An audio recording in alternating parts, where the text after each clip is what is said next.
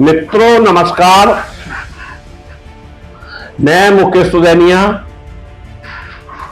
आप सभी का स्वागत सीधे बोल में करता हूं और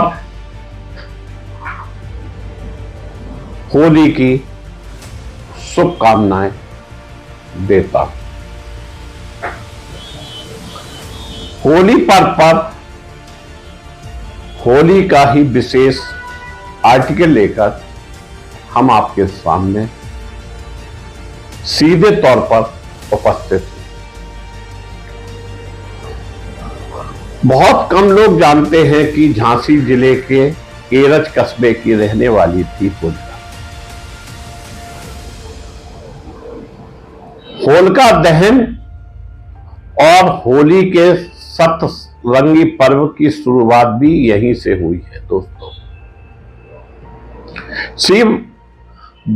श्रीमद् भगवत और विष्णु पुराण में दैत्यराज हिरण्यकश्यप की राजधानी एलाक्षिक का वर्णन मिलता है। समय के साथ साथ इस नगर का नाम बदलकर एरज कर दिया हो गया। यह प्राचीन नगर अब झांसी जिले के एरज कस्बे के रूप में जाना जाता है। आज भी पौराणिक कथाओं से जुड़े अवशेष यहां पर मौजूद है। जहां होलिका को दहन किया गया था, उस स्थान पर भक्त प्रहलाद को गोदी में लिए हुए होलिका की प्रतिमा स्थित है। जिस स्थान से प्रहलाद को दैत्यों ने नदी में फेंका था, वह बेतवा का किनारा डीकाचल पर्वत भी स्थित है। यहां पर बने प्राचीन मंदिर में भगवान नरसिंह की प्रतिमा भी स्थापित है। कहा जाता है कि इसी स्थान पर भगवान विष्णु ने नरसिंह अवतार लेकर हिरण्यकश्यप का वध किया था। मित्रों, एरज कस्बा झांसी जिले मुख्यालय से करीब करीब 70 से 76 किलोमीटर दूर है। इस कस्बे से 3000 साल पुरानी पौराणिक कथा जुड़ी हुई है। एरज का राजा दैत्यराज हिरण्यकश्यप भगवान विष्णु से शत्रुता रखता था। जो भी विष्णु की आराधना करता था, हिरण्यकश्यप उसे अपना परम शत्रु माना करता था। इस हिरण्यकश्यप इस कारण सुर और असुर में कई बार युद्ध भी हुए हैं। श्रीमद् भगवत में कथा के अनुसार हिरण्यकश्यप के घर प्रहलाद का नाम राजकुमार का जन्म हुआ, जो कि भगवान विष्णु का परम भक्त था। पहले उसे समझाया बुझाया गया और जब वह नहीं माना तो हिरण्यकश्यप ने एरज में ही स्थित डीकाचल पर्वत से उसे बेतवा नदी में फेंक दिया। बेतवा नदी जनपद जालौन के कोटरा से होती हुई निकली है। भगवान की कृपा से वह बच गया, बच ही नहीं गया। भगवान ने दिखा दिया, जाको राखे साइया मार सके ना हो। जिसको भगवान रखता है सुरक्षित, उसे कोई नहीं मार सकता। इसके बाद दैत्यराज ने अपनी बहन होलिका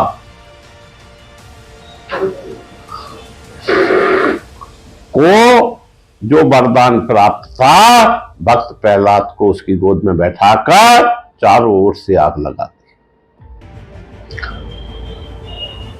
वरदान निष्प्रभावी हो गया तथा होलिका जलकर राख हो गई और प्रहलाद बच गया। यह है भगवान की भक्ति में शक्ति। ऐसा कहा जाता है कि एरज के नरसिंह मंदिर के पास महल में लोहे के खम्भे को गर्म करवाकर जैसे ही प्रहलाद को बांधा गया तो भगवान नरसिंह ने प्रकट होकर हिरण्यकश्यप का वध कर दिया था। होली रंगों का पर्व है और इस दिन हर तरफ रंग और गुलाल की बौछार नजर आती है। लोग एक दूसरे पर रंग लगाकर इस पर्व को बहुत ही धूमधाम से मनाते हैं। लेकिन क्या आपने कभी सोचा कि आखिरकार रंगों से ही होली क्यों खेली जाती है और इसे रंगों का पर्व क्यों कहा जाता है? आइए बताते हैं इसके पीछे छिपे रहस्य के बारे में। फागुन महीना शुरू होते ही लोग होली के उत्सव का बेसब्री से इंतजार करने लगते हैं। 7 समुंदर पार से भी लोग अपने अपने घरों में होली मनाने के लिए आते हैं। रंगों का यह पर्व प्रेम का प्रतीक माना जाता है और इस दिन धरती से लेकर आकाश तक रंगों की बौछार दिखाई देती है। इस होली में अलग ही रंगों की छटा होती है। होलिका दहन किया जाता है। होलिका और प्रहलाद की कहानी हम आपको पहले बता चुके हैं और विधि विधान से पूजन किया जाता है। फिर होली के दिन लोग एक दूसरे से को रंग लगा से सरोपार करते हैं और खूब धूमधाम से इसे मनाते हैं। रंगों से एक दूसरे को इतना रंग देते हैं कि लोग पहचान में नहीं आते हैं। क्या आपने कभी सोचा कि आखिरकार रंगों से ही होली क्यों खेली जाती है और इसे रंगों का पर्व कहा जाता है? इसके पीछे कुछ रहस्य छुपे हुए हैं।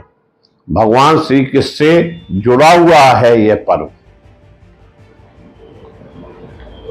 भगवान कृष्ण ने ब्रज नगरी में इस पर्व को बहुत धूमधाम से मनाया जाता है। ब्रज की होली देखने के लिए देश विदेश से पर्यटकों की भीड़ उमड़ती है और कहते हैं कि होली और रंगों को भगवान श्री कृष्ण के योग द्वापर से जोड़ा गया।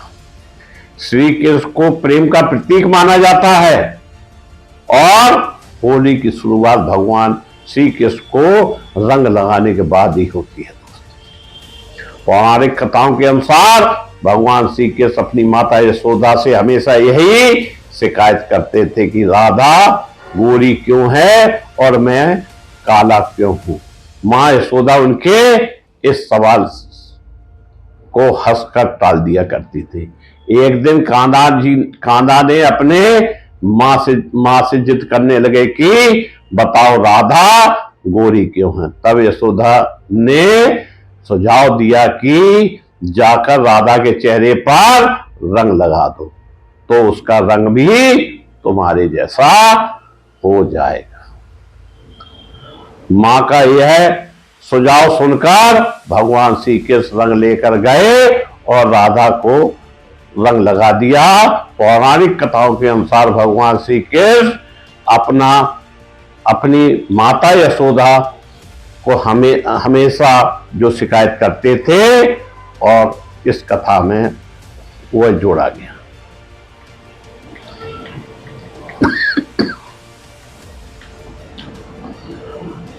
प्रहलाद और होलिका हिरण्यकश्यप की बहन होलिका को ब्रह्मा जी ने जो वरदान स्वरूप एक वस्त्र दिया था जिसे ओढ़ने के बाद आग उसे नहीं जला पाती थी। इस वरदान का लाभ उठाकर हिरण्यकश्यप भगवान विष्णु के परम भक्त प्रहलाद को मरवाना चाहते थे। इसके लिए होलिका लकड़ियों के ढेर पर प्रहलाद को लेकर बैठ गई और लकड़ियों में जब आग लगाई गई तब हवा के झोंके से अग्नि से रक्षा करने वाला वस्त्र उड़कर प्रहलाद के ऊपर जा गिरा। इससे प्रहलाद जीवित बच गए और होलिका जलकर मर गई। लोगों को जब इस घटना की जानकारी मिली तो अगले दिन लोगों ने खूब रंग गुलाल के संग आनंद उत्सव मनाए। इसके बाद से होली रंग गुलाल के संग मस्ती की परंपरा शुरू हो गई। होली पर उत्सव मनाने की दूसरी वजह भगवान शिव और देवी पार्वती की पहली मुलाकात भी माना जाता है। कथा के अनुसार तारकासुर का वध करने के लिए भगवान शिव और पार्वती का विवाह आवश्यक था, लेकिन भगवान शिव तपस्या में लीन थे। ऐसे में भगवान शिव से देवी पार्वती को मिलाने के लिए देवताओं कामदेव और रति का सहारा लिया। कामदेव ने भगवान शिव का ध्यान भंग कर दिया। इससे नाराज होकर शिव ने कामदेव को भस्म कर दिया।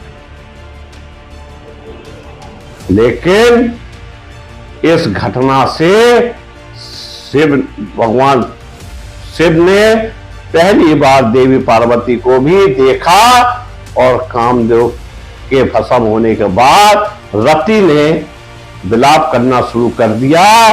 देवताओं के अनुरोध पर भगवान शिव ने कामदेव को बिना शरीर के रति के साथ रहने का आशीर्वाद दिया और कामदेव को पुनः शरीर की प्राप्ति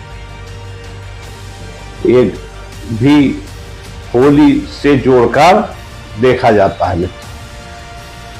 वहीं श्री कृष्ण के पुत्र पद्म के रूप में हुआ और शिव पार्वती के मिलन और कामदेव के पुनः जीवन मिलने की खुशी में देवता ने रंगोत्सव मनाया। पूतना नामक राक्षसी को भी कंस ने श्री कृष्ण के वध के लिए भेजा था। पूतना ने कृष्ण का अपहरण कर लिया और अपने जहरीले दूध का स्तनपान कराने लगी। श्री कृष्ण ने स्तनपान करते समय पूतना के प्राण छीन लिए और उसकी मृत्यु हो गई। लोगों ने जब पूतना के शरीर पर श्री कृष्ण को जीवित खेलते हुए देखा तो आनंद से झूम उठे। पूतना का अंतिम संस्कार किया गया और रंगोत्सव मनाया गया। इसके पश्चात इस परंपरा को मनाते हुए आज भी गोकुलवासी रंग गुलाल से होली खेलते हैं। होली के रंग उत्सव का हृदय के पीछे एक कहानी और जुड़ी है। डूडी नामक की राक्षसी की कहानी। इस राक्षसी ने राजा पृथ के राज में हाहाकार मचा रखा था। भगवान शिव के वरदान के कारण इसकी मृत्यु अस्त्र शस्त्र नहीं हो सकती थी। वरदान के कारण लोगों को सताती थी, छोटे बच्चों को खा जाती थी। लेकिन वरदान के साथ साथ एक शर्त यह भी थी कि यह बच्चों के आनंद और शोर से मुक्त नहीं थी। इसलिए पुरोहितों की सलाह पर पृथ ने फागुन मास की पूर्णिमा के दिन सभी बच्चों को इकट्ठा किया और सभी को खूब शोर मचाने और मौज मस्ती करने के लिए कहा। डूडी राक्षसी जब वहां पहुंची तो बच्चों ने लकड़ी जलाकर खूब शोर मचाना शुरू कर दिया। इससे डूडी भाग गई। इसके बाद लोगों ने चैन की सांस ली और रंग गुलाल उड़ाया। राजा पृथ को पृथक का राजा भी माना जाता है और इन्हीं के नाम पर धरती पृथ्वी कहलाती है। शिव के अभिशाप के अंगारे बने टेसू के फूल पौराणिक कथाओं के दौरान एक प्रसंग में आता है कि कामदेव ने इसी वृक्ष पर बैठकर भगवान शिव की तपस्या भंग की थी। शिव ने क्रोध में अपना तीसरा नेत्र खोल दिया था और कामदेव को भस्म कर दिया था। वृक्ष जलने लगे तो उन्होंने शिव की प्रार्थना कर अपने को बचाया। मानते हैं इसी तरह से शिव के देखते हुए तीसरी नेत्र की भांति टेसु के फूल हो गए, इसलिए टेसु के फूलों का विशेष महत्व होली पर बताया जाता है। यह पौराणिक कथाएं वेद पुराण में देखने को मिलेगी। रंग और गुलाल के साथ होली मनाएं और एक दूसरे पर अच्छा वातावरण बनाने का प्रयास करें। धन्यवाद।